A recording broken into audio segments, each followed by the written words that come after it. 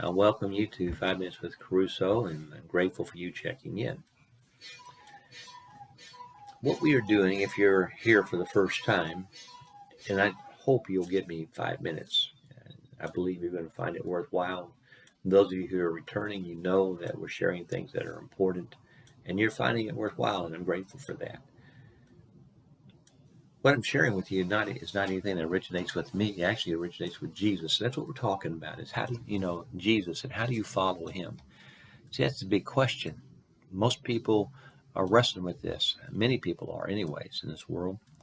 And if you're following with me on these videos, one of the things you understand is to follow Jesus is to do more than just go to a church service, some church building somewhere, or be a member of some church.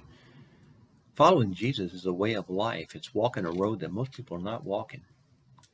It's walking a road that a lot of people give lip service to, but most people don't walk this road. And if you want to follow Jesus, you have to listen to him as he teaches you what it means to be a follower. And in the Gospel of Matthew, there are 5 places where he does that. Matthew 5 through 7, Matthew 10, Matthew 13, Matthew 18, Matthew 24, and 25. And we're looking at the 4th one right now, Matthew 18. Now, if I could summarize Matthew 18 for you as we're just not going to really get into it today, but I want to set it up for you. Decades ago, there was a comedy team by the name of Bud Abbott and Lou Costello. And if you've never seen them, you ought to go watch some of their routines, especially the one called Who's On First. I love that one. You go on YouTube, and another channel on YouTube, and you'll see it. This thing about Who's On First is about a baseball game. I want to take the title for their skit and just kind of attach it to what Jesus is saying. It has a whole different meaning than what Abbott and Costello were talking about, so don't try and see any connection there other than just the title of their skit. You see, Jesus, in Matthew 18, he's drawn into a discussion and drawn into a teaching from a disciple's question. The disciples that came up and they asked him, who's the most important in the kingdom of heaven? Who's the greatest? Or as Abbott and Costello's phrase would be, who's on first? Well, that leads Jesus into some teachings that those disciples needed to hear. And he told them, unless you change your way of thinking, you're not even going to get in the kingdom. Don't even worry about being the most important. You won't even get into it. And in this chapter, Jesus is going to talk about relationships. And I'm going to throw a bunch of D words at you here. Because you see, for many people who put themselves on first in their world. And every relationship serves them. If somebody becomes too difficult to work with, they're dismissed or they're disposed of.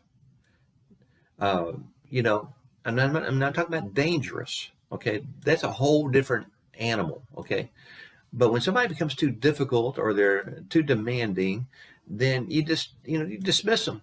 You don't need them anymore. You move on to other relationships, and we think, wow, that's just kind of the way it is. But you've been on the other side of that. I've been on the other side of that. I've been dismissed. I've been disposed. You've experienced the same thing. And you know how much that hurts.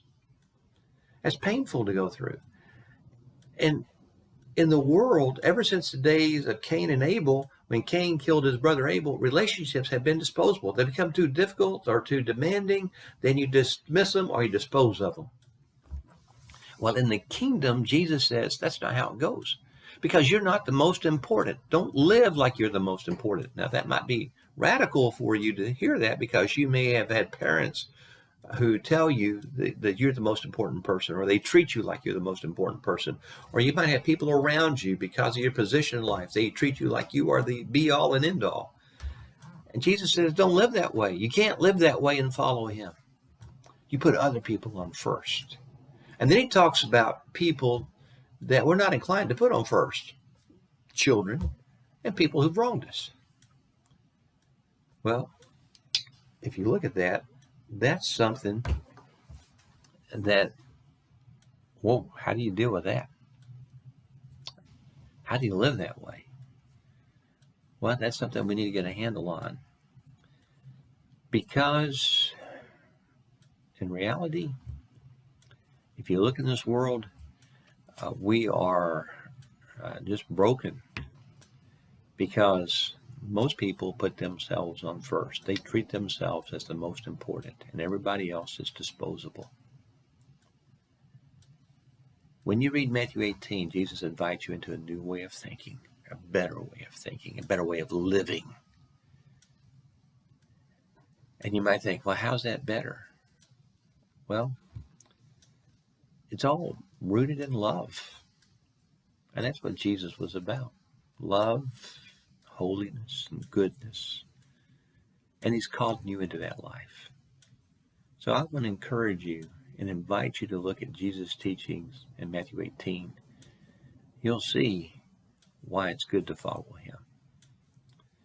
Leave comments if you would like, or send me an email at booksbyKeRusso@gmail.com. Enjoy the journey we take through Matthew 18.